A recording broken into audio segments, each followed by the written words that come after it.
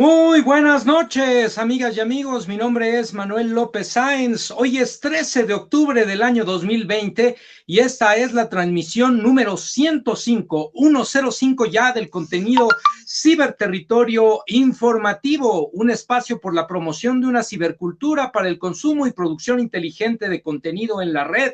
En este caso, contenido de carácter informativo puesto a tu disposición para realizar un ejercicio de tesis, antítesis y síntesis sobre los temas más relevantes de la realidad nacional, recordando que en este espacio reconocemos tres grandes bloques informativos: el bloque representado por los medios tradicionales de comunicación, prensa, radio, televisión; el bloque representado por los medios oficiales del gobierno federal; y el bloque representado por los contenidos alternativos, a los cuales este espacio pretende sumarse como una alternativa más, precisamente para favorecer ese ejercicio de contraste, de análisis, de pensamiento crítico, para evitar la infodemia y construir nuestro propio punto de vista sobre los acontecimientos más relevantes de nuestro país, en este México el siglo XXI, en este México que está viviendo de manera franca un proceso de transformación que se ha hecho denominar y es conocido por propios y extraños como la cuarta transformación.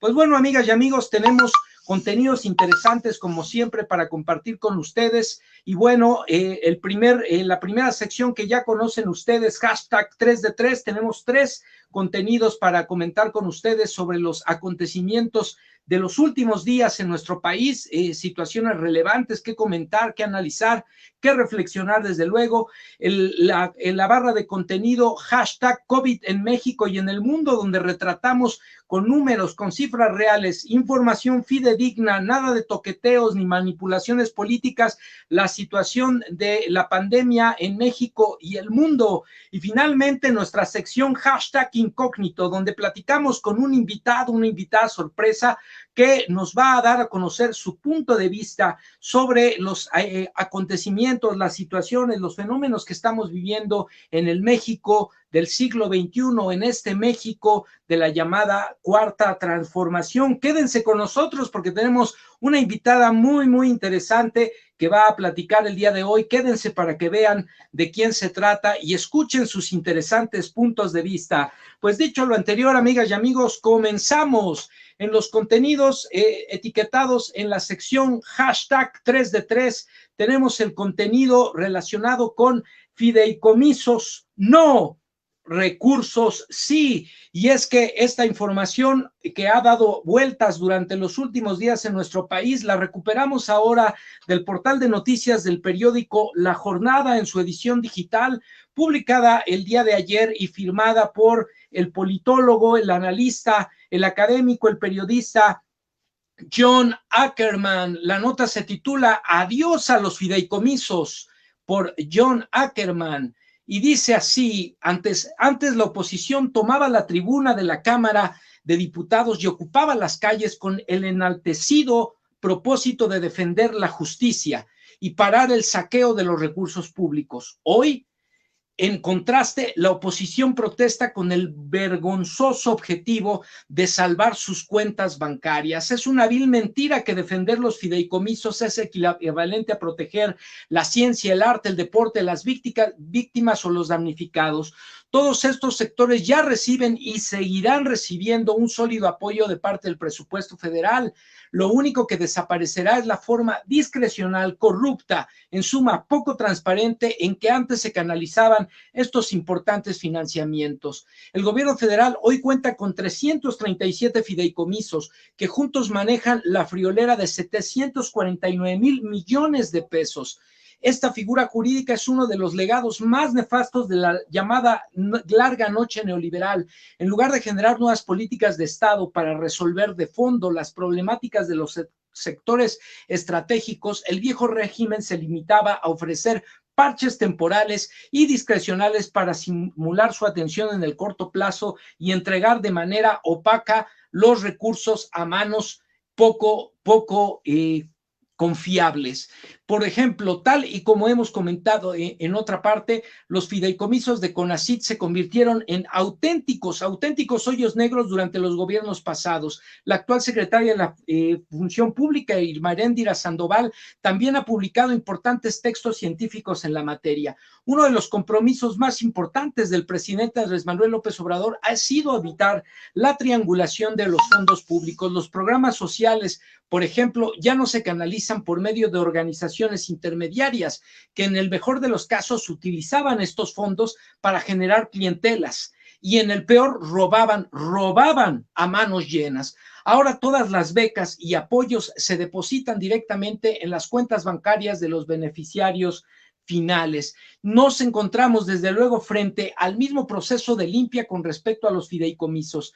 Antes, los administradores de los fondos intermediarios abusaban de la discrecionalidad.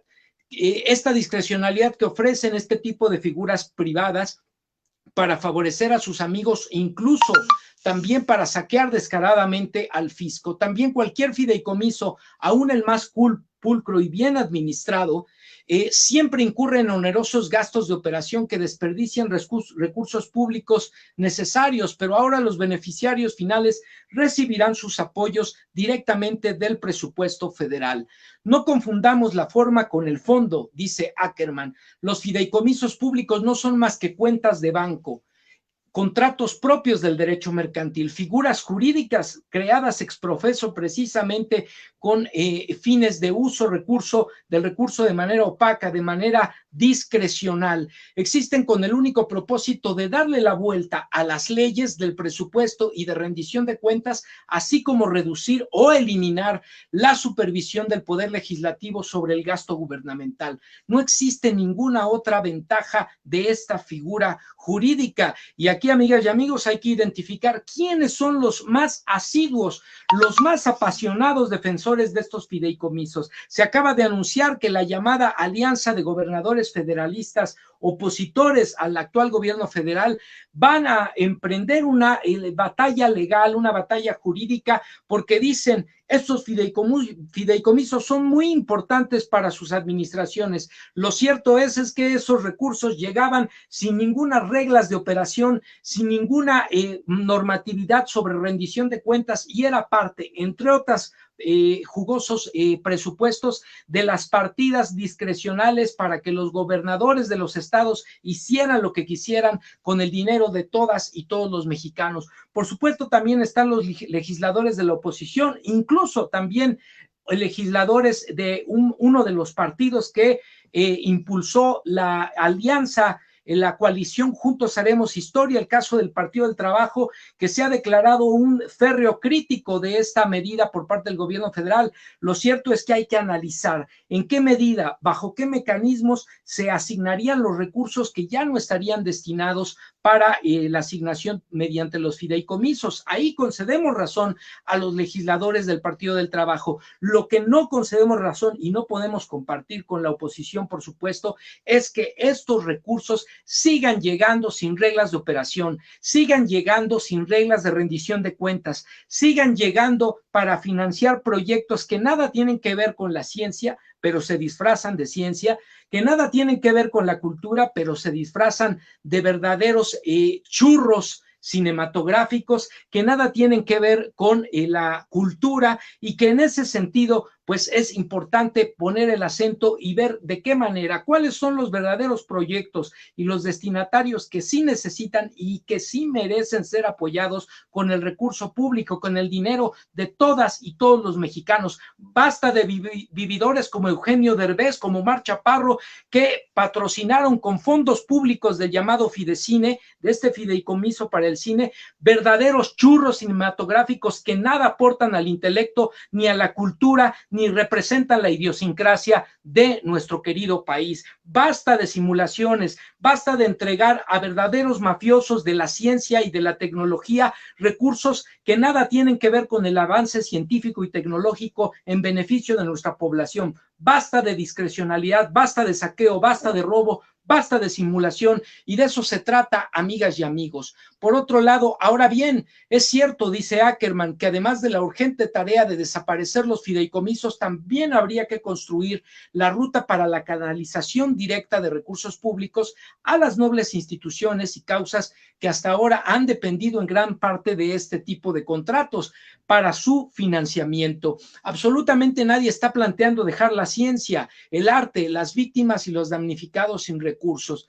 López Obrador ya ha designado una comisión especial y en los próximos días se anunciará los resultados de este análisis para trabajar en este sentido desde el Poder Ejecutivo, incluyendo la destacada participación de María Elena Álvarez Bulla, José Antonio Álvarez Lima, Javier May y Rodolfo González. Estos 4 funcionarios no solamente son de la mayor confianza del presidente, sino que también son ejemplares por su profesionalismo y seriedad en el desempeño de la función pública. Estamos a tiempo, remata John Ackerman, para que el Poder Legislativo haga lo propio. Habría que crear una comisión bicameral especial en la materia para garantizar tanto la aprobación de artículos transitorios claros y un presupuesto de 2020 con suficientes recursos en las partidas correspondientes para garantizar la continuidad de los apoyos que sí son necesarios y que sí son meritorios. Si la oposición y la sociedad civil, algunos sectores, hay que decirlo, realmente estuvieran preocupados por las dignas causas que dicen defender,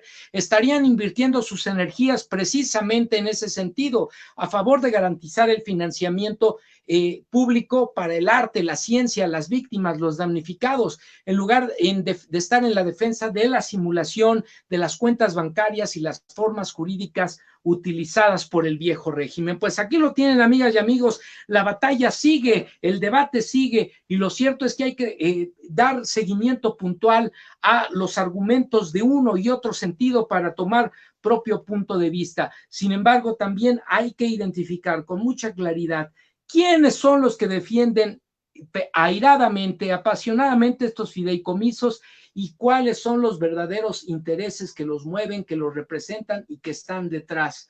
Salvo algunos sectores políticos, algunos sectores académicos, culturales, científicos, que legítimamente están preocupados por saber con claridad, con transparencia, de qué manera van a recibir los apoyos que merecen y que corresponden. La mayoría de los sectores políticos, de los poderes económicos, de los poderes fácticos, de los poderes mediáticos, están más interesados en los jugosos negocios que hacían al amparo de esos recursos que en verdaderamente defender los sectores que supuestamente dejarán de recibir esos financiamientos. Aquí lo tienen, amigas y amigos, por eso aquí decimos recursos sí, fideicomisos opacos nunca más. Bien, cerramos la primera nota, amigas y amigos, de esta sección, hashtag 3 de 3, y vamos ahora con esta nota que recuperamos del portal de noticias digital de la revista de análisis político y plataforma alternativa Polemón. Esta nota está publicada el día de hoy y está firmada por el corresponsal del medio, Antonio Castro. La nota nosotros la titulamos Presupuesto de austeridad republicana y la nota se titula El presupuesto de AMLO, el más austero del siglo XXI. Y dice así: el actual contexto que enfrenta la economía nacional está lleno de incertidumbre. Para el próximo año, esto por la recesión económica atípica que existe debido al parón económico incitado inevitablemente por el Estado mexicano con el fin de salvaguardar la salud de las trabajadoras y los trabajadores, deteniendo hasta casi el 90% de las actividades productivas, comerciales y distributivas. Las estadísticas disponibles presentan un escenario catastrófico en los 2 primeros trimestres del año. Sin embargo, las cifras se limitan a no presentar un proceso histórico real que determine un cambio estructural en las relaciones socioeconómicas. En consecuencia, la caída fatal del Producto Interno Bruto en el segundo trimestre del año es de 18.7% con respecto al mismo periodo de 2019, situándose como la peor contracción económica desde que se tiene un registro en un trimestre, y la caída acumulada del PIB en el primer semestre del año fue de 10.6%. en comparación al mismo semestre también del año 2019. Esto originó la peor crisis económica de la historia de la estructura socioeconómica capitalista en México desde 1932. Con respecto a lo anterior, los pronósticos de la dinámica económica para el último trimestre del año junto con el primer trimestre de 2021 no son nada alentadores para la economía del país. De manera que el panorama económico, amigas y amigos, en este momento causó una menor recaudación fiscal federal en comparación con el ejercicio 2020 para el presupuesto de egresos 2021 por el cierre total o parcial de empresas, disparando el desempleo a niveles históricos con respecto al primer trimestre de 2020, antes de la pandemia, ocasionando un fuerte desequilibrio de la demanda privada de bienes y servicios en el segundo trimestre del año con 20.6% en comparación con 2019, generando así un déficit presupuestal de 547 millones de pesos con respecto a 2020 por la poca recaudación de impuesto al ingreso de impuesto al ingreso, sueldos y salarios de los trabajadores, al valor agregado por el aumento desenfrenado del desempleo y la migración de empresas al sector informal. Sin embargo, amigas y amigos, a pesar de que la percepción tributaria de los grandes contribuyentes, grandes empresas, creció 89.220 millones de pesos en 2019 a 225.498 millones de pesos en de enero a agosto del año 2020, un aumento de percepciones fiscales de alrededor de 144%. Además, en 2 años de gobierno de la Cuarta Transformación se han recaudado más impuestos que en todo el sexenio de Enrique Peña Nieto, repito.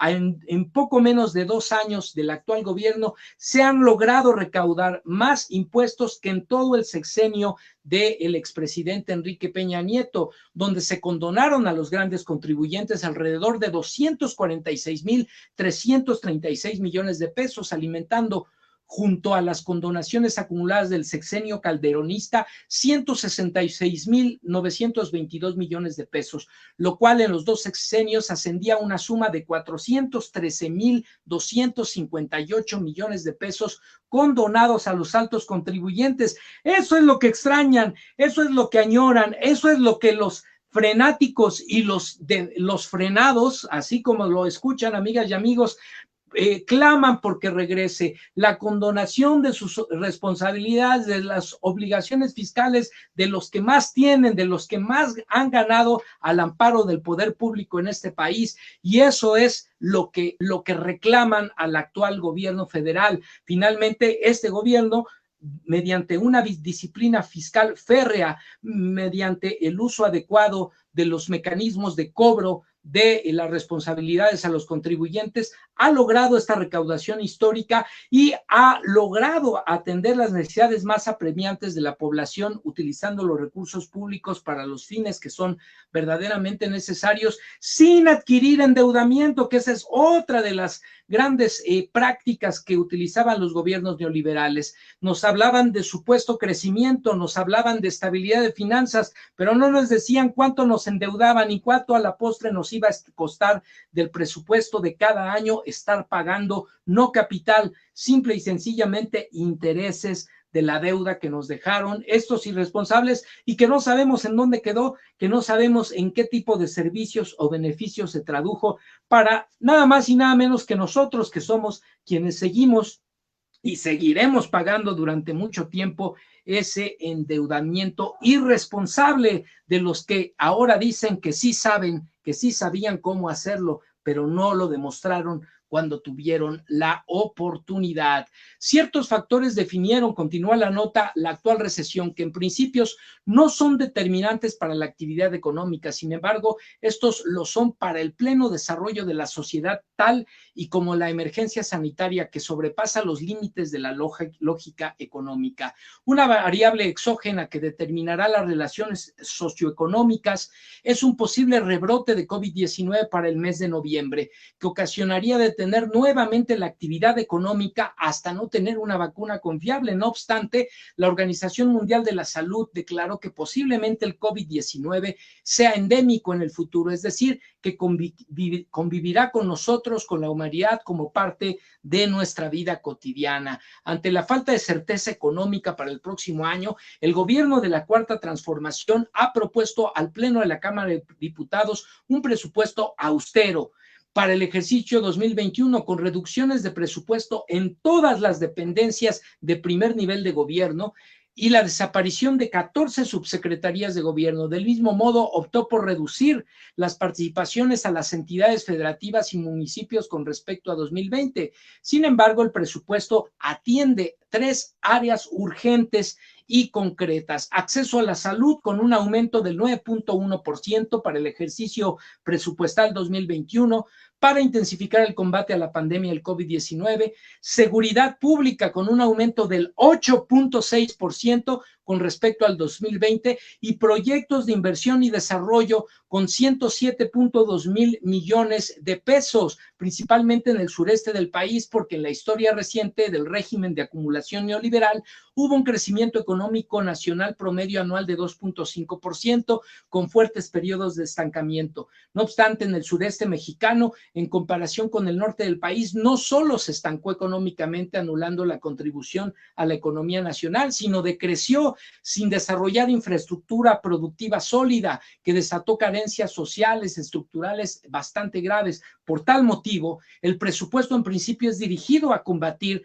las problemáticas urgentes y de fondo del país: no bisutería, no ejercicio irresponsable del presupuesto, no endeudamiento. Los recursos, pocos los que hay, se están destinando de manera estratégica a los que menos tienen, a los sectores más desfavorecidos de la población, y sobre todo a garantizar en el mediano y largo plazo el desarrollo de la economía a través de su reactivación mediante estos proyectos de infraestructura, como es el caso del aeropuerto, como es el caso de la refinería, como es el caso del Tren Maya, del Tren México-Querétaro, como es el caso de los corredores, de los corredores de mercancías en nuestro país, como es el caso de las carreteras municipales, como es la inversión en carretera para comunicar a todo el país a lo largo y ancho del territorio nacional. A eso se están destinando los recursos, y sobre todo hay que insistir en esto, amigas y amigos, sin endeudar al país como era la costumbre de los gobiernos anteriores. Las implicaciones así que determinan el actual presupuesto sin margen de maniobra es en principio la reciente crisis económica y sanitaria atípica. Sin embargo, su origen contiene una connotación histórica por la nula recaudación en los sexenios anteriores del antiguo régimen.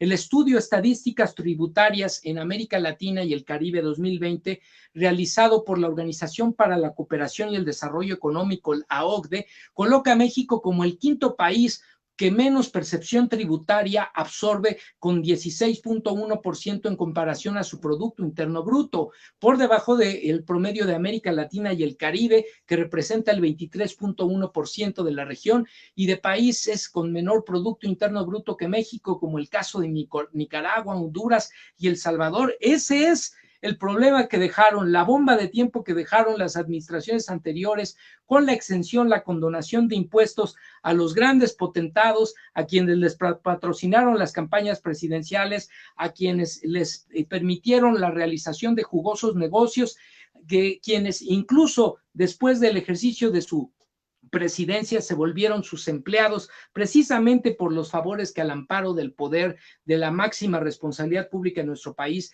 les dieron para estos intereses económicos de corporativos nacionales e internacionales, condonando impuestos, entregando licitaciones sin ninguna supervisión legal adicional que garantizara el interés público por encima de cualquier otro interés de lucro económico de estas organizaciones privadas. Y bueno, pues aquí tenemos los resultados. Por supuesto, se han ajustado los tornillos, las tuercas, y poco a poco se está recuperando la recaudación fiscal, y eso va generando recursos para atender las necesidades más apremiantes de la población. También hay que decirlo, el pago de impuestos histórico obedece no solo a un tema de disciplina fiscal férrea, sino también a la confianza de los contribuyentes. Los contribuyentes están pagando sus impuestos porque hay una autoridad que les representa, pero también porque hay una autoridad que está haciendo bien las cosas. Y esa es la realidad, amigas y amigos. Pues bueno, con esto, en consecuencia, resulta contraproducente al mediano plazo dejar de obtener ingresos propios para seguir alimentando el populismo político. Así que no veremos más exenciones, más condonaciones de impuestos a los grandes corporativos. Lo que sí veremos es una recaudación cada vez más extensa, una recaudación cada vez más engrosada y con ello la inyección de recursos públicos para atender las necesidades de todas y todos los mexicanos. Cerramos esta segunda nota, amigas y amigos, y bueno, ya estamos cercanos al cierre de la primera mitad de la transmisión. No olviden que en la segunda mitad tenemos una invitada sorpresa con quien vamos a platicar. Quédense con nosotros para que vean de quién se trata. Cerramos la nota, la sección inicial, comentando la nota relacionada con el cambio, el giro en el combate a la delincuencia organizada por parte del gobierno federal. Esta nota la recuperamos del portal de noticias Infoave para Latinoamérica, publicado el día de hoy precisamente, y firmada por la redacción del medio. La nota se titula Golpe al corazón financiero del cártel Jalisco de Nueva Generación. La UIF le bloqueó cuentas por $1,000 millones de pesos. Y bueno, en ese sentido, la Unidad de Inteligencia Financiera bloqueó $1,000 millones de pesos a 1,683 personas que operaban recursos para el cártel Jalisco Nueva Generación, según informó Santiago Nieto, titular de la dependencia. Respecto al tema del cártel Jalisco Nueva Generación, en otro operativo desarrollado en forma conjunta con instancias del Gabinete de Seguridad Nacional, se generó un acuerdo de bloqueo de 1,683 personas, bloqueando un total de $1,000 millones durante este día en particular. El cártel Jalisco Nueva Generación del cártel Jalisco Nueva Generación, refirió el funcionario en conferencia a medios. Nieto Castillo destacó que este bloqueo al cártel y las denuncias correspondientes ya fueron presentadas ante la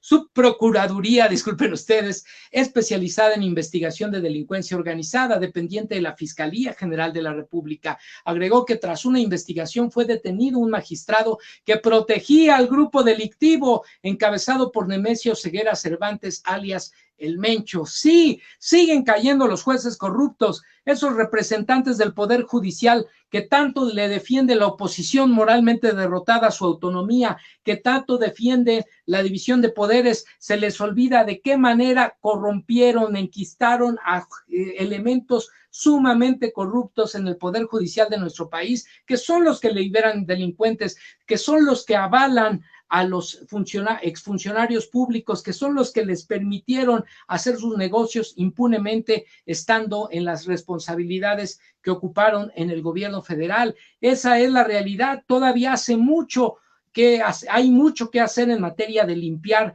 precisamente a este poder encargado de impartir justicia en nuestro país. En el caso del cártel Jalisco, se logró la atención de este magistrado federal que era el encargado de proporcionarles protección jurídica, que fue primero sorprendido por el Consejo de la Judicatura Federal, fue destituido y a partir de una denuncia de la UIF y el otorgamiento de una orden de aprehensión solicitado por la Fiscalía Anticorrupción, se encuentra con prisión preventiva, explicó el titular de la Unidad de Inteligencia Financiera.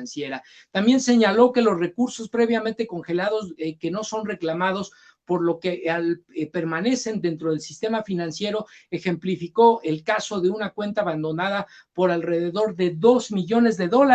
Y todos estos recursos que son incautados y que a la postre evidentemente no son reclamados, pues pasan a el uso por parte del poder público, por el gobierno federal, que, como hemos visto, entre otros recursos, son destinados precisamente al llamado instituto para devolverle al pueblo lo robado. Así que ese dinero finalmente está reencauzándose, recuperándose para utilizarlo en beneficio de las víctimas, para utilizarlo en el combate a las adicciones, para utilizarlo en los programas sociales, es decir, para reivindicar y también pagar los daños provocados por la delincuencia organizada. Eso es lo que verdaderamente les duele a los delincuentes, no que les maten a sus sicarios, no que capturen y encarcelen o extraditen a sus capos. Al final, estos están en la posibilidad de ser sustituidos el mismo día por 50 delincuentes más, y finalmente los jóvenes que son asesinados o que son heridos en los enfrentamientos, tanto por parte de la delincuencia como parte de los cuerpos armados, pues son pueblo uniformado, pueblo civil que lamentablemente cayó en la trampa de las conductas antisociales, y eso es lo que está representando un giro importante en materia de combate a la delincuencia.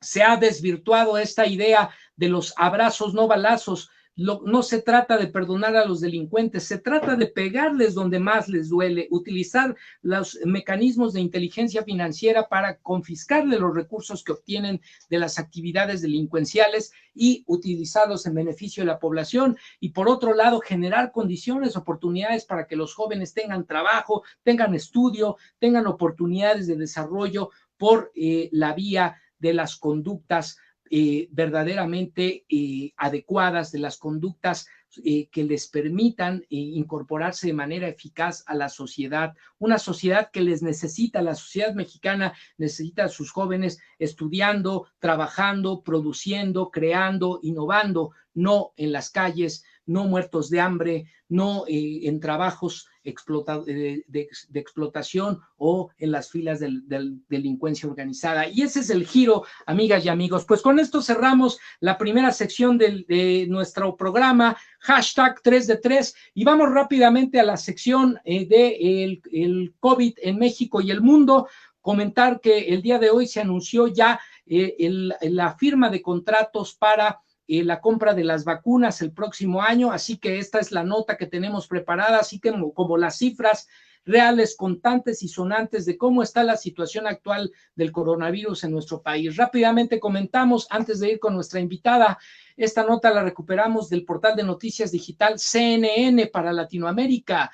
La nota está firmada por Krupskaya Alice, corresponsal, perdonen ustedes, es un nombre extraño para nosotros, y la nota se titula México, un paso más cerca para la obtención de vacunas contra el COVID-19. De esta manera, son 3 los contratos que se firmaron, amigas y amigos. El primero se trata del contrato firmado con la farmacéutica AstraZeneca, con sede en Reino Unido, con CanSino Bio en China y con Pfizer en Estados Unidos. En el caso de AstraZeneca, el gobierno mexicano señaló que el acuerdo es por 77.4 millones de dosis para ser entregadas entre marzo y agosto de 2021. En el caso de CanSino Bio, la compra es de alrededor de 35 millones de dosis, y México adicionalmente participará en la fase 3 de la investigación a solicitud del secretario de Salud, Jorge Alcocer. En ese sentido, esta participación garantizará también la calidad de la prueba. Por su parte, el caso de Pfizer, se señalaron que el contrato es por alrededor de entre 15.5 y 34.4 millones de dosis, y se espera que el flujo de vacunas llegue entre diciembre de 2020 y diciembre de 2021. Así que en pocos meses, amigas y amigos, tendremos ya este acceso a las vacunas, y prácticamente se está hablando de una cobertura de alrededor de 107 a 116 millones de dosis, es decir, 107 a 116 millones de mexicanas, de mexicanos estarían recibiendo esta primera dotación de vacunas, prácticamente el total de la población, y evidentemente esta primera etapa se dirigirá a los sectores más vulnerables por el caso del coronavirus.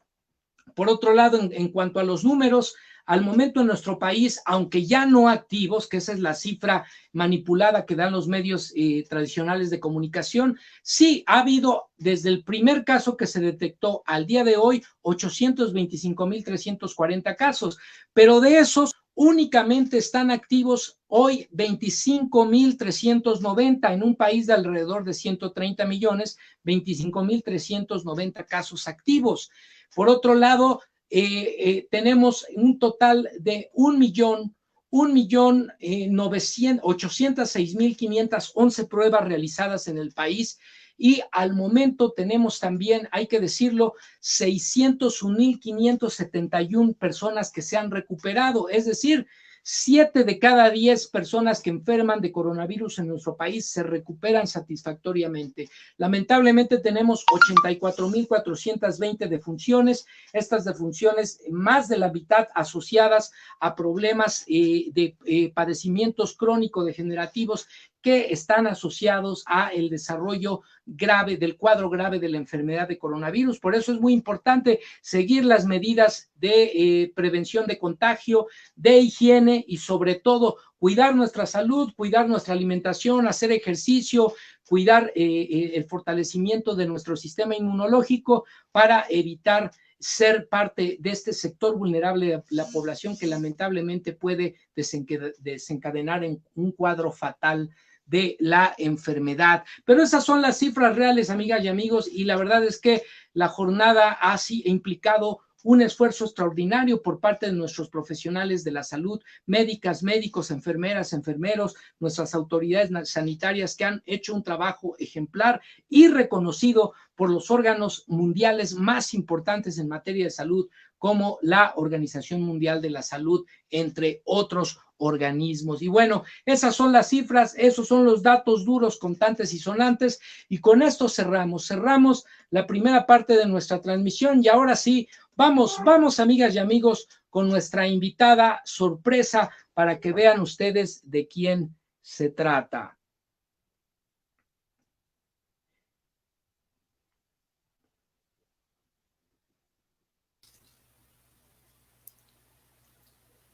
Muy buenas noches, bienvenida a nuestra amiga Isabel Cajal, mejor conocida como la Macuspanita en redes. La Macuspanita Informa es nuestra amiga, por fortuna, ya nos había acompañado en emisiones anteriores. Ella tiene su canal en YouTube, es una tuiteraza de corazón, es una asidua defensora de la Cuarta Transformación, también de juicio crítico, es columnista para medios digitales, se ha desempeñado también como directora de medios, y desde luego es una mujer apasionada, que ama profundamente a su país, que está orgullosa de su cultura, de su identidad como mexicana. Y bueno, tenemos el gusto una vez más de que nos acompañe. Bienvenida, buenas noches, Isabel, amiga Macuspanita, ¿cómo estás? Gracias por acompañarnos. Pues muy buenas noches, yo espero que me estén escuchando muy bien. Muchísimas gracias por la presentación. Es un honor estar otra vez contigo, mi querido doctor Manuel, que eres una persona pues también muy brillante y muy puntual en las cosas que expones en tus redes sociales, muy activo también, y pues yo creo que hay varias cosas que nos pueden identificar en el sentido y en relación y en torno a la Cuarta Transformación. Y bienvenidos y muchas gracias a tu público, a la gente que te sigue, tus alumnos, alumnas, pues bienvenidos y muchas gracias también por permitirme estar aquí y escucharnos. Claro que sí, muchas gracias a ti. Me comentabas antes de iniciar la transmisión sobre estas nuevas actividades que estás teniendo en medios digitales. Platícanos un poco, por favor, para que conozcan el trabajo que estás haciendo y dónde lo pueden buscar, dónde pueden leer tus artículos. Sí, actualmente llevamos por ahí alguna publicación en un blog digital que se llama Politburó Digital. Sigan ese blog que también actualiza muy continuamente la información que tiene que ver transformación y otros temas, pero básicamente lo que es la política en México y y los asuntos sociales que nos conlleva a todos los mexicanos y mexicanas. Y estamos por también hacer alguna que otra participación ahí en Breaking News Guadalajara. Me están invitando también para hacer algunas notas ahí y vamos a entrarle con ganas, con gusto.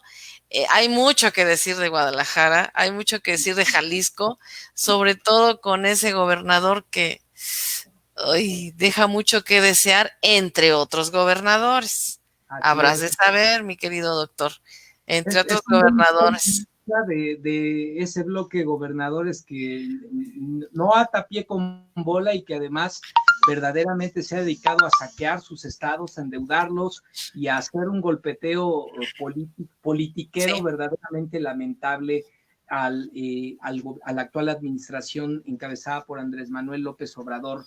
No esperamos que la oposición se quede callada, la oposición es necesaria, las voces críticas son necesarias, pero estas voces no son más que golpeadoras, chillidos, chillidos de cerdos, vamos a plantearlo así, y que no abonan ni al debate, ni a la crítica constructiva, ni tampoco a la construcción de un país, de una sociedad mejor como la nuestra, hay que decirlo. Y bueno, pues desde luego también está tu canal de YouTube, La Macuspanita Informa. Sí, yo lo he comentado en algunos otros momentos dentro de mi canal, que pues empezamos con Twitter y pues hay cosas más allá de poner en 140 y tantos caracteres una idea, plasmarla. Y hace poco, de hecho, uno de mis últimos videos, yo replico y hago lectura de un análisis que hace Héctor Alejandro, no me acuerdo el apellido, Héctor Alejandro, en Twitter, hace un tweet de varios hilos que yo dije, este hombre debería de tener su propio canal, porque hizo un análisis muy puntual de quiénes están detrás de Frena. Por poner un ejemplo, ¿qué es lo que está ahorita bulliendo en las redes sociales? Este asunto de los frenáticos, y yo les digo frenáticos porque es como fusionar frenéticos, frenéticos con porque tienes que saber que está ahí el yunque de la ultraderecha del catolicismo, en este caso de la religión, y están muy, muy entrenados para decir exactamente lo mismo, ¿no? Cada que alguien se acerca a preguntarles, no tienen mayor argumento que dimita al presidente, cosa que no va a pasar.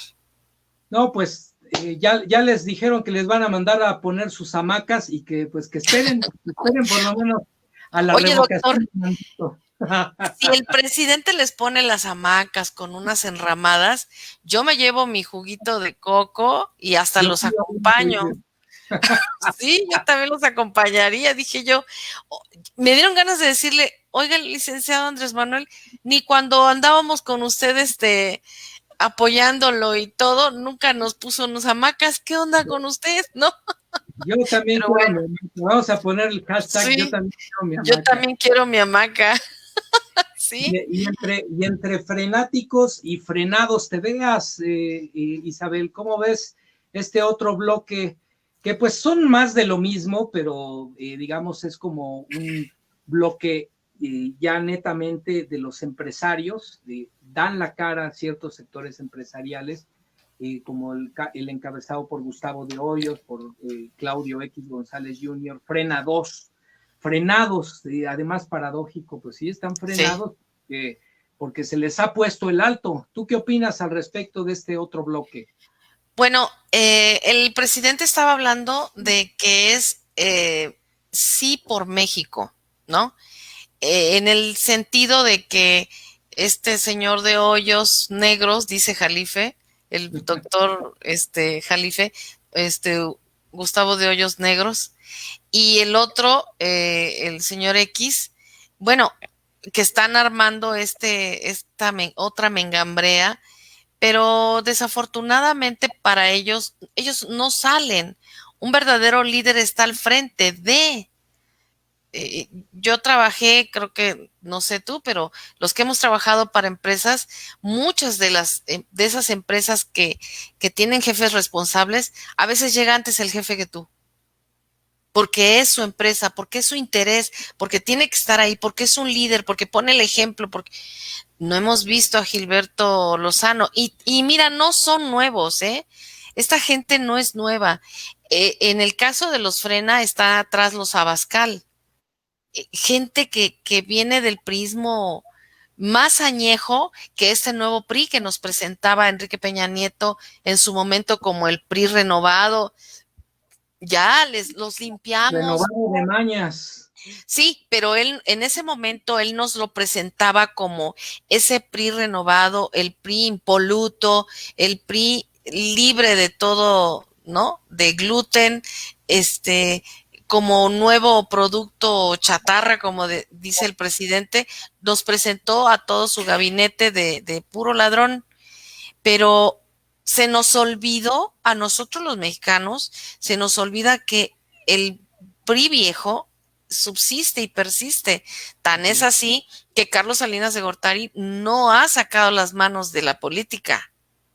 Y él no es un político nuevo como César Duarte, como Javier Duarte, como el Borges, como el mismo que está ahorita rindiendo cuentas como testigo protegido, que ya hablamos de ese tema. O sea, Así es.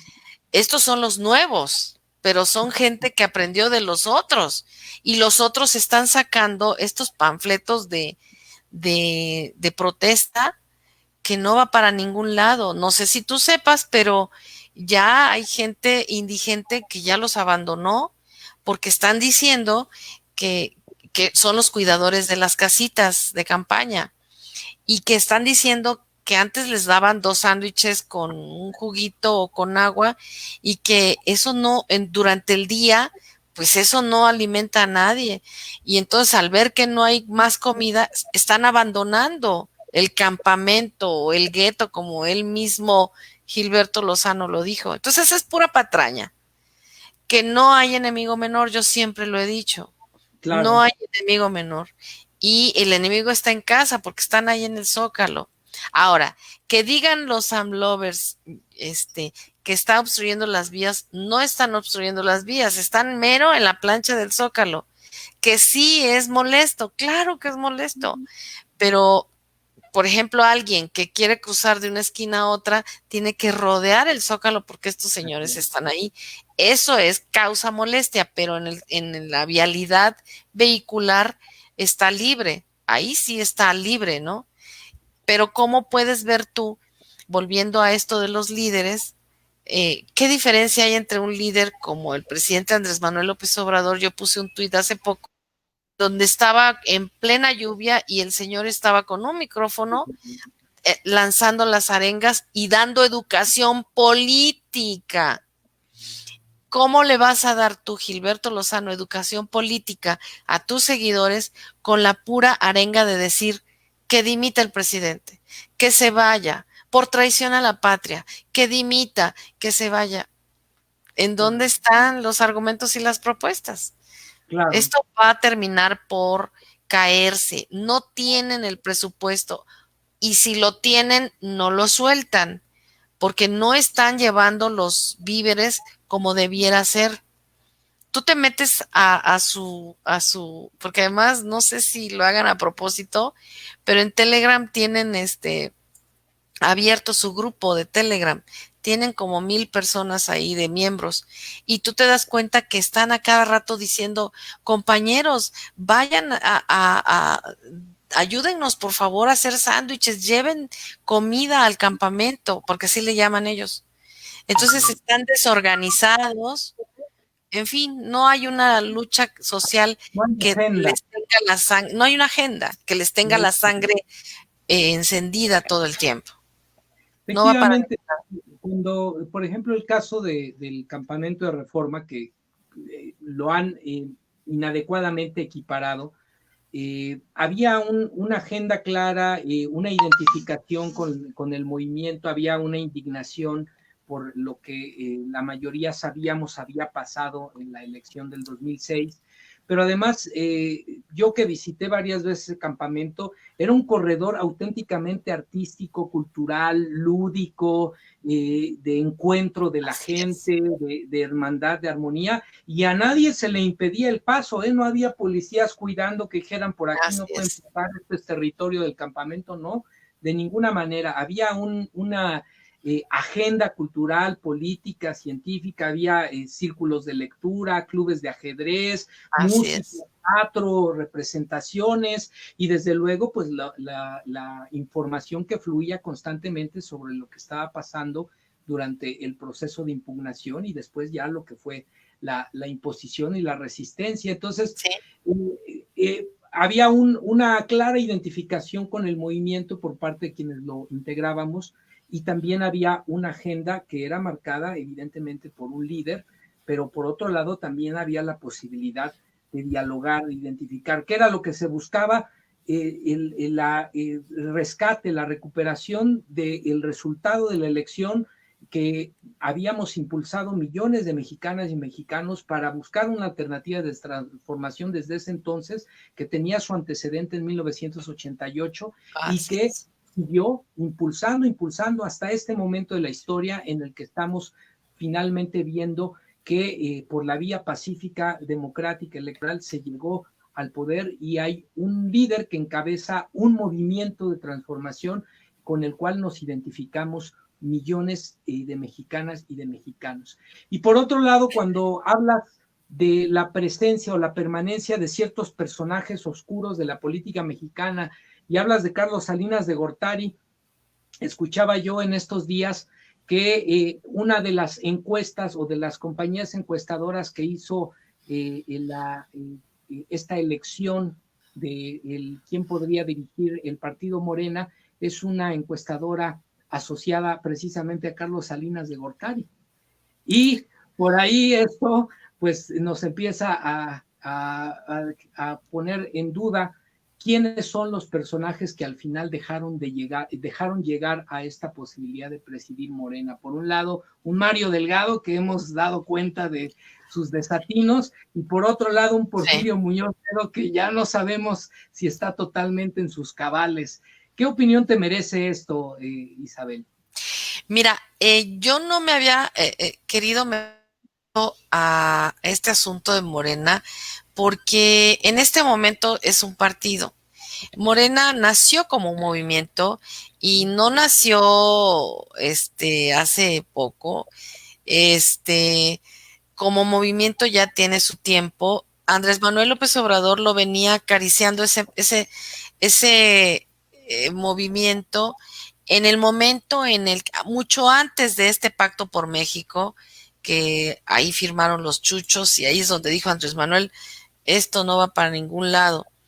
Y yo me remito a las palabras del propio presidente cuando dijo, mucho pueblo para tan pocos dirigentes, ¿sí?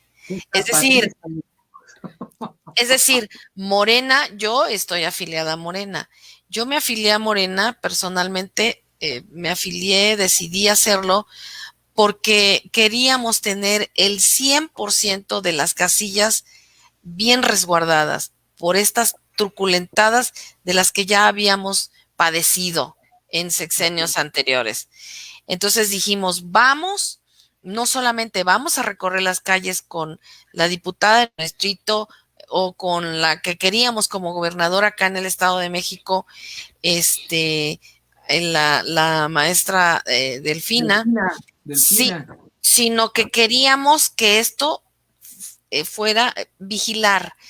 Entonces teníamos que afiliarnos a Morena. Pero bueno, demasiado partido para tan pocos dirigentes. Y no es que no existan cuadros buenos dentro de Morena, sino que pocos dirigentes en el sentido de que se convirtió en una rebatinga el deseo de encabezar una presidencia de un partido que nació por el deseo de muchos mexicanos y mexicanas de ya no tener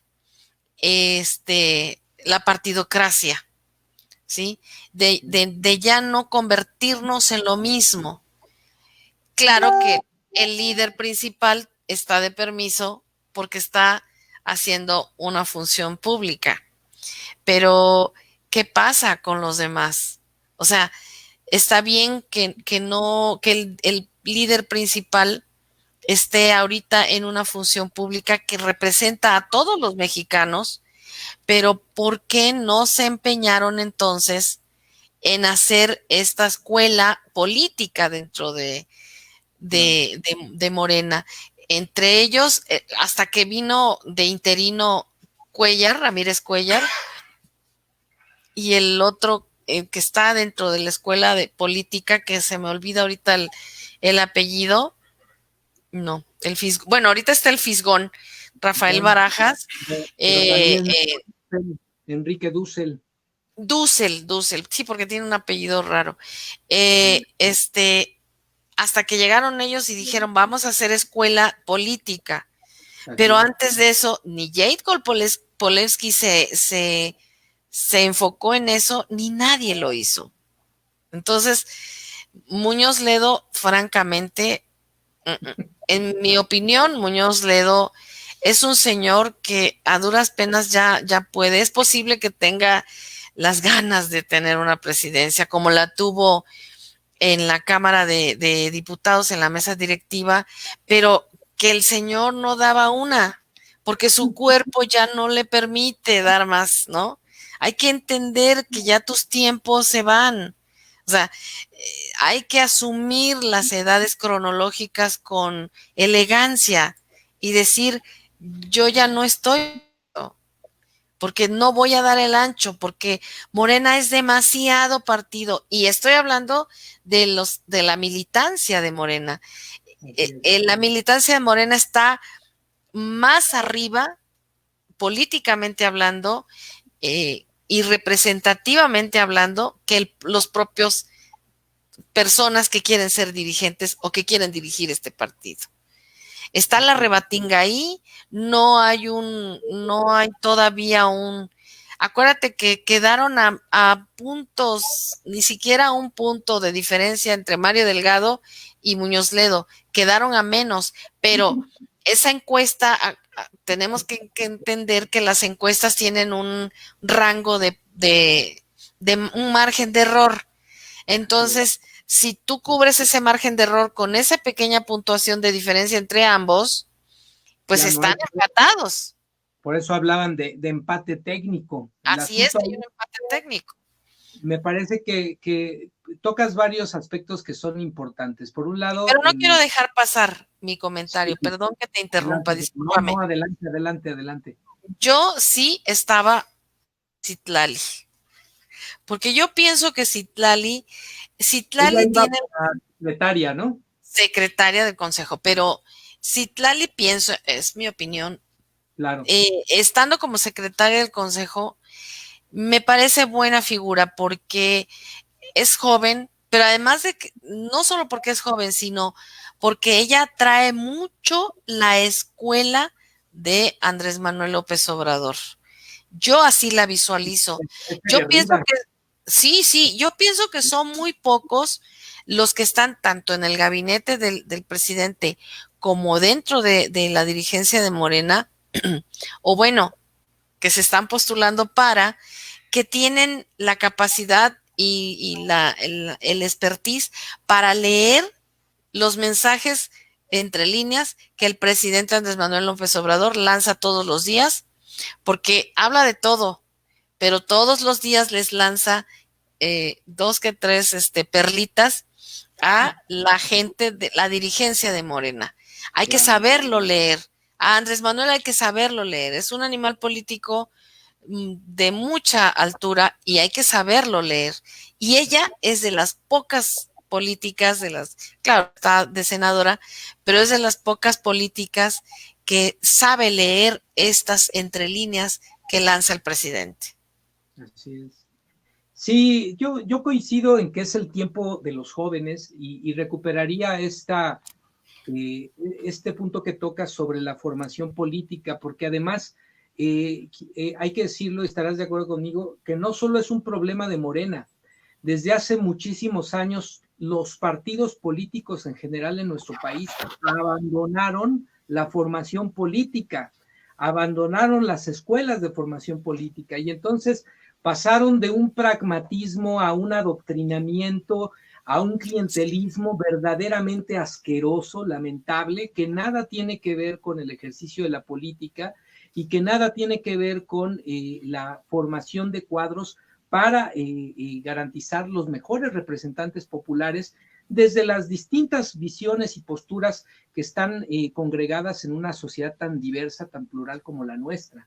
Entonces coincido en que es fundamental recuperar la formación de cuadros, no solo en Morena, sino en general en los partidos políticos, y coincido también en que es el tiempo de los jóvenes. Fíjate que a mí me causaba mucha expectativa que pudiera haber llegado alguien como Gibran Ramírez, con esta formación política, con esta juventud, con estas ganas de hacer cosas.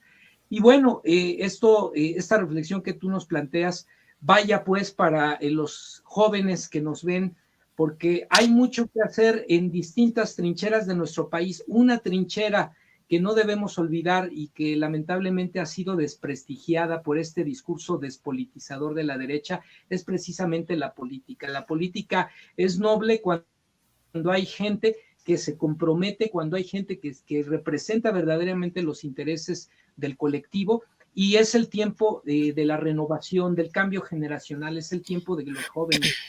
Es tiempo de que los jóvenes se involucren de lleno en la política, que participen en la construcción de la sociedad del país, que quieren. Al final, nosotros felizmente hemos sido testigos de este cambio democrático en nuestro país, que apenas están haciendo, que apenas está viendo los primeros momentos de vida, pero lo que sigue es apoyar, solventar y fortalecer este proceso de transformación, y también enfrentar los embates brutales que están dándose y que seguirán dándose por parte de los grupos de poder político económico. Así es. Que son desplazados, que son los damnificados de la Cuarta Transformación y que no están nada contentos con lo que está pasando en el país. No, y además no nos asustemos, porque hay muchos que, se está fragmentando Morena. A ver, Morena, ese es otro de los mensajes que manda muy puntuales el presidente. A ver, Morena es un partido, movimiento que es plural e incluyente. O sea, que no tenemos que pensar lo mismo de todos. No es un adoctrinamiento, como bien lo dices, como sucedió con el PRI, que en el PRI se alineó tras el poder, ¿sí? Entonces, en aquel tiempo sí era el partido del presidente, porque ahí sí el presidente asistía a las reuniones del partido y dirigía y opinaba, y lo mismo con Calderón, opinaban, y claro que Calderón atomizó el PAN. Ese es un gran favor que nos hizo. Digo, si hay que deberle un favor, pues se fue ese, ¿no? Que terminó y luego Anaya pues vino a terminarlo de fragmentar. Entonces, ¿qué es lo que sucedió? ¿Qué es lo que pasa en Morena? Que aunque estamos a favor de la Cuarta Transformación, no tenemos que pensar igual y no tenemos que irnos con un adoctrinamiento, sino que tenemos la libertad de expresar en qué sí estamos de acuerdo y acompañamos y en qué no. Muchos de nosotros, yo entre ellos, yo le he de reconocer, y se lo voy a reconocer siempre, a Jacob Polewski, el trabajo que hizo como una de las coordinadoras, que no la principal, pero sí una de las coordinadoras de la campaña del presidente, del ahora presidente Andrés Manuel López Obrador. Después de eso, ella debió cerrar su círculo y debió decir, sale, bye. ¿Pero qué hizo? Se quedó en la presidencia, no la quiso soltar hasta que, me explico, o sea, ahí es donde tú dices, bueno, el presidente, caminaste con él, estuviste con él, debiste haber aprendido que no estamos por cargos, sino por encargos.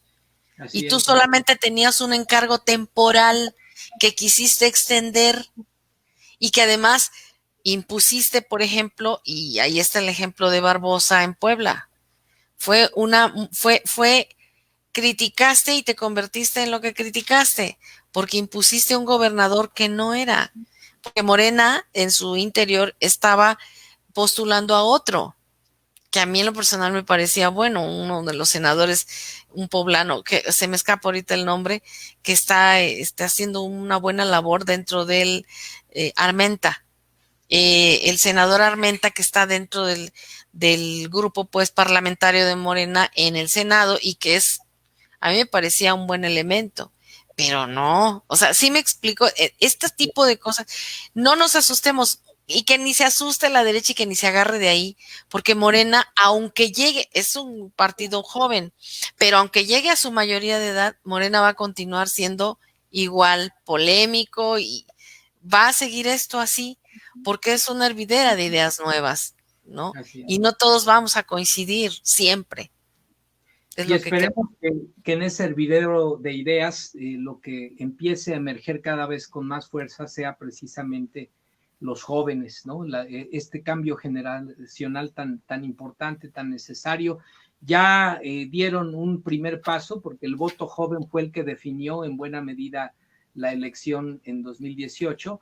Y bueno, ahora les toca no solo el voto, sino la participación, Sí, la formación de cuadros y el entrar de lleno a la vida pública, a la vida pública. política de este país, que todavía también, por fortuna, es mayoritariamente de jóvenes. Amiga Isabel, ha sido un placer estar platicando contigo el día de hoy. La ruta de la charla nos ha llevado por temas que no habíamos contemplado, pero ha sido extraordinario y muy agradable. Finalmente, querría que nos dieras tu testimonio. Prácticamente ya se van a cumplir 2 años de la llegada del gobierno de la llamada Cuarta Transformación a la presidencia por parte de Andrés Manuel López Obrador. Son 1 año 10 meses prácticamente. Así ¿Cuál es es. el balance que haces a 1 año 10 meses de llegado al poder Andrés Manuel López Obrador? ¿Qué sí, qué no? ¿Cuál es la valoración que tú haces de este, pues ya prácticamente primer tercio del sexenio? Sí. Fíjate que probablemente no suene tan imparcial, pero de hecho estoy escribiendo un artículo que quiero, espero que yo creo que sí, me lo publiquen en este blog digital del que te hablo, en Politburó Digital. En Síganlo, cuanto por favor. tengan, nos revisas para retomarlo aquí en Sí, Ciberterritorio. por supuesto. Estamos en tiempos inéditos.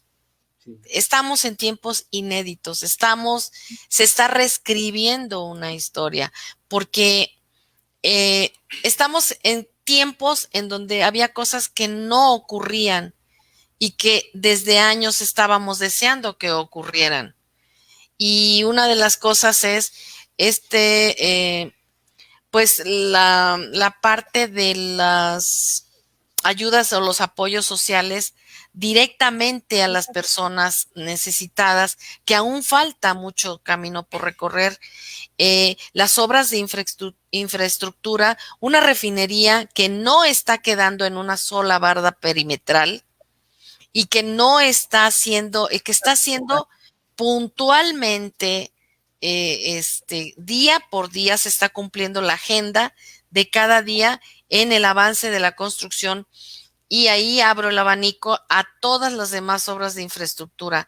Yo creí honestamente que cuando llegó la pandemia, dije, el presidente se va a olvidar del tren transísmico. Pues no, ya arrancaron. ¿Qué pasó con el tren Maya? Llegaron 40 demandas, se tuvo que detener, pero el tren Maya ya estaría por lo menos a mitad, pero tuvieron que atender estas 40 y tantas demandas, ¿sí? así De es. la ultraderecha, del yunque de la ultraderecha. Esto viene del yunque de la ultraderecha.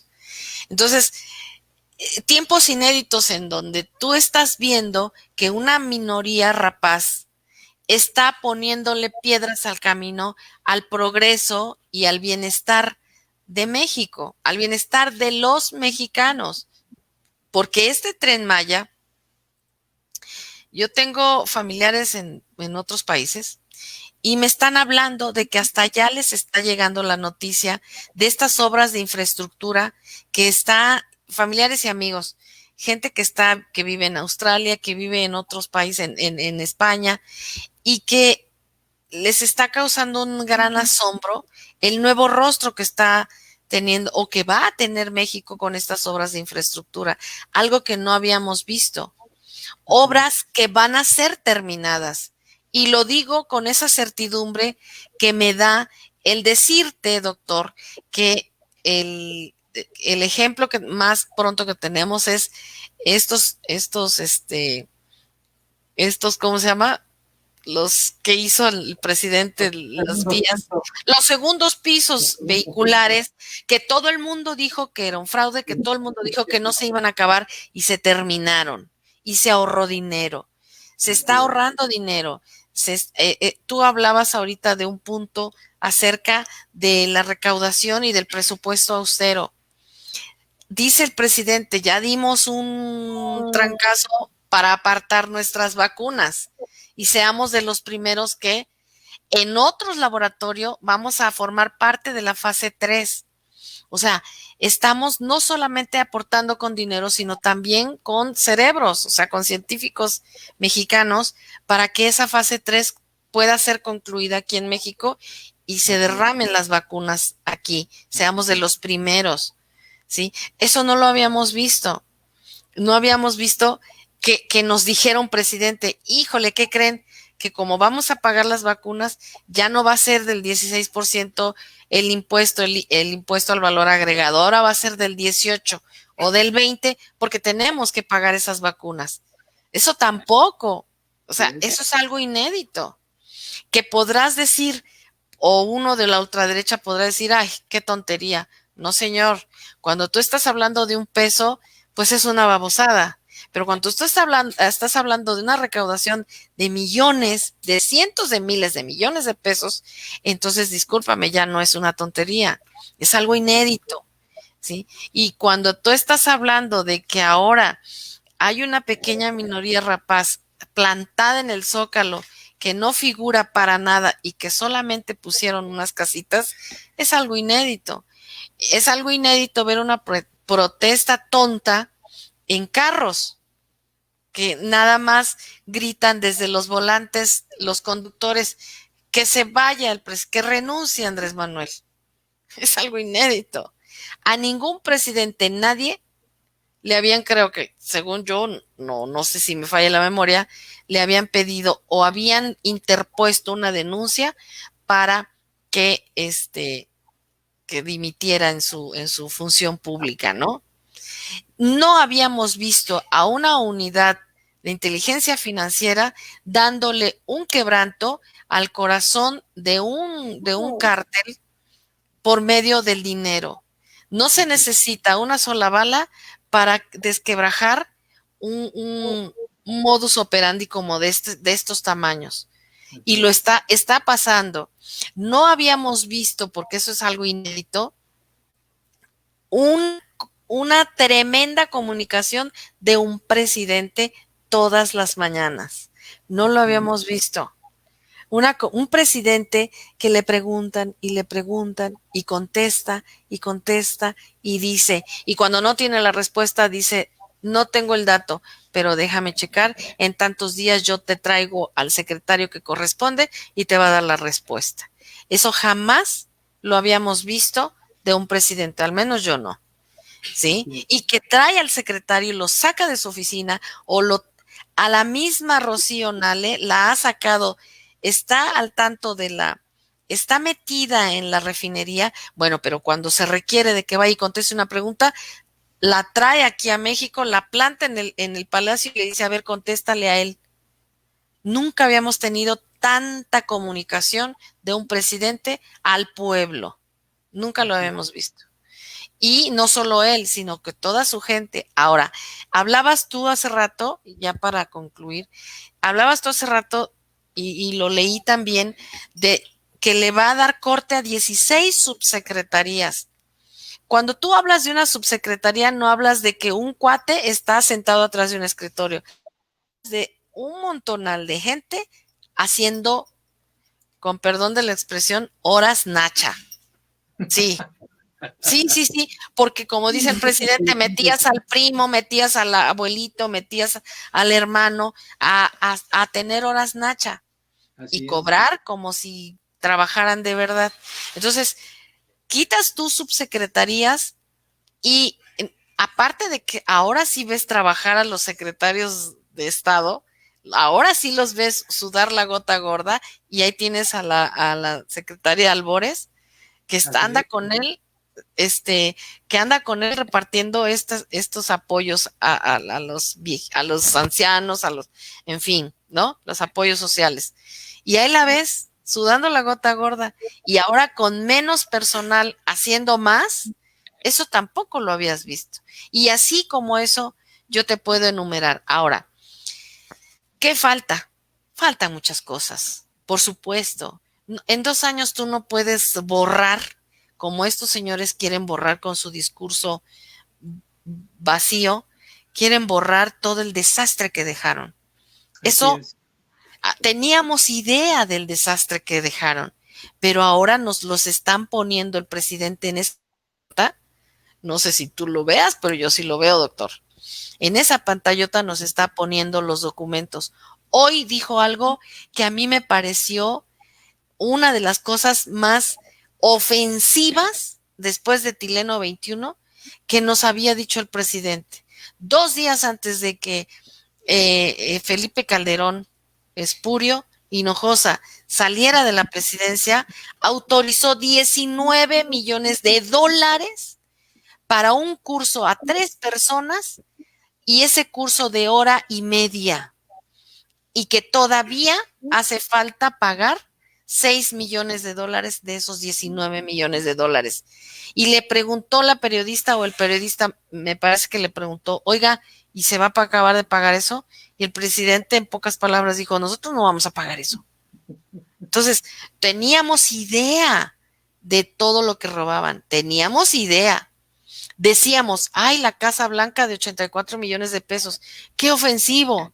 Pero esto, etileno 21, con cientos de miles de millones de pesos desviados, ahora los fideicomisos, 300 y tantos que dice John Ackerman, 337 fideicomisos que brincaban, porque la figura del fideicomiso lo explica muy bien el propio secretario de Hacienda, Arturo Herrera. En el año, a finales de año, todos los recursos de los bienestares, digamos, hablando así, se perdía ese dinero y se quedaba en la nada. El fideicomiso te permitía brincar esa trampa jurídica y que quedara permanentemente ahí. ¿Qué pasaba con Hacienda? Hacienda decía, ese dinero ya se gastó, pero no, porque había fideicomisos que estaban programados para gastarse al año siguiente. Pero Hacienda decía, Hacienda ya lo daba por gastado, por salido ese dinero. Y el año siguiente, ¿qué hacían? Ese recurso ya no iba a donde tenía que llegar, sino que se lo repartían. Era, en mi opinión, yo pienso que era la famosa partida secreta. Entonces, eso es lo que yo creo, pero Sí. no es lo que yo crea, es lo que ves. Y cuando tú hablas, cuando ya te hablan de números, doctor, entonces sí te terminas de escandalizar. Nunca habíamos tenido tanta información como la tenemos ahora, los mexicanos. ¿Y qué es lo que nos da, qué es lo que nos confirma? Que ya no queremos regresar a ese pasado, las truculentadas que estaban sucediendo en los gobiernos anteriores. Que hay cosas pendientes, sí, y te lo he dicho, el caso de los feminicidios, el caso de la protección a las mujeres, el caso de la protección, yo insisto en ese tema, el caso de la protección a los niños de la calle, de las grandes ciudades como Jalisco, Guadalajara, como Monterrey y como la propia Ciudad de México. Falta mucho por hacer, definitivamente. Que ya se le quiten los candados a las adopciones. Hay muchos matrimonios que quieren adoptar menores y que son gente capaz, que son gente de bien, pero hay mucha cadena ahí que no permite que esas criaturas vayan y tengan un hogar. Entonces, hay muchas cosas todavía que rescatar, hay muchas cosas por hacer, pero pues es poco a poco. Sin duda alguna, todo una serie de aspectos que tocas por demás interesantes, relevantes para hacer este balance de los casi 2 años de gobierno del actual presidente, y por otro lado los puntos sobre las IES, sobre aquellos temas que son de sensibilidad, de cuestiones sociales, de precisamente agendas que se abandonaron en favor y en atención de los sectores más vulnerables, más menos favorecidos de la población, y que bueno, sin duda son parte de las tareas pendientes que no solo el gobierno, sino la sociedad en su conjunto tenemos que buscar la manera de participar y de atender ese tipo de situaciones, de fenómenos que pues a todos nos deben de ocupar, ¿no? De preocupar y ocupar, como bien lo haces tú. Pues bueno, amiga Isabel Macuspanita, te agradezco muchísimo esta posibilidad de dialogar el día de hoy, de encontrarnos, de conocer tu punto de vista, desde luego sumamente interesante sobre el acontecer nacional en este momento en nuestro país. Vamos y te pido que nos acompañes a leer rápidamente algunos de los comentarios antes de despedir la transmisión. Patricia Sáenz nos decía de los fideicomisos, la caja chica discrecional de todo mundo en los gobiernos del PRIAN. Dice, algunos políticos usaban los fideicomisos para remodelar sus casas. Ángeles Dávalos nos dice, y sumémosle todo lo que se metieron a la cartera. Por acá nos dicen, porque tenemos un presidente honesto que sirve a su pueblo, dice. Los recuerdo que en las elecciones de 2012, cuando se lanzó la campaña de AMLO Peligro para México, le decían a nuestro presi que no podría recaudar, lo planteaba, no entiendo aquí, lo que se planteaba, que era imposible y que eso nos llevaría a la ruina. Bueno, me imagino que se refiere a la recaudación fiscal. Hoy nos ha demostrado que sí se puede recaudar sin saquear, desmantelar o vender al país. Todo se trataba de hacer pagar a quienes no pagaban y poner a los corruptos en su lugar.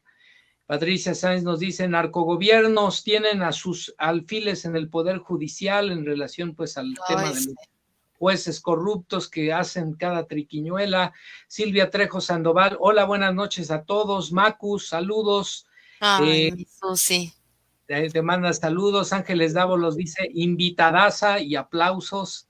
Patricia Sáenz, el presidente AMLO demuestra su liderazgo a nivel mundial con la vacunación para todos, incluyendo nuestros hermanos latinoamericanos, que fue un tema ahí que llevó incluso un periodista colombiano a la mañanera, ya preguntando, oiga, y nos está contando. Oiga, también nosotros. Saludos a la Macuspanita, te manda a saludar Patricia Sáenz. Muchas gracias. Sandra Plata también, hola Macus, saludos. Sí, por acá les dice Patricia Sáenz, les digo esquizofrenas a estos tipejos. Ángeles Dávalos, la gente que está en el Zócalo es gente contratada. Y bueno, pues aquí algunos de los comentarios, y tú diste cuenta de eso ahora que anduviste por allá, ¿no? Sí, te digo que fuimos amenazadas, nos amenazaron. Bárbaros, ahí hay además golpeadores profesionales, algunos, ¿no? Pero bueno, pues así las cosas en este México tan diverso y lamentablemente tan desigual, pero poco a poco se está tratando de pagar esa deuda con el México profundo, diría por ahí Bonfil Bataglia, ¿verdad? El México profundo que hay. El México profundo. A ver, ¿no? Elefante blanco, elefante reumático ya está caminando poquito a poco, pero ya va caminando. Se resiste, pero ahí va. Ahí va. ¿No? Muy bien, pues muchas gracias, amiga Isabel, muchas gracias a todas y todos quienes nos acompañaron. Les recordamos que este es un contenido por la promoción de un consumo inteligente de información, de contenido informativo en la red, para formar propio punto de vista sobre los temas más relevantes de la realidad nacional, para realizar un ejercicio de tesis, antítesis y síntesis que nos lleve a tomar en nuestro punto de vista sobre los acontecimientos en nuestro país, nuestro propio punto de vista. En ese sentido, les decimos, no les crean a los medios tradicionales de comunicación, incluso si quieren no le crean al gobierno, es más, no nos crean a nosotros. Vean la tesis, vean la antítesis y hagan ustedes su propia síntesis. ¿Correcto? Pues muchas gracias. No se olviden el próximo martes acompañarnos en punto de las 10 de la noche Mañana en punto de las 9 de la noche con Ángeles Dávalos en Ciberterritorio Socioemocional. No se olviden de suscribirse a nuestro canal, darle like a los videos, a la campanita para que les lleguen las notificaciones. También suscribirse al canal de nuestra amiga Isabel La Macuspanita Informa, que además ya rebasó los 1000 suscriptores, así que está de manteles largos. Y bueno, pues agradecemos a todas y a todos el amable favor de su presencia. Muy buenas noches, que descansen y hasta la próxima. Hasta luego. Suscríbanse.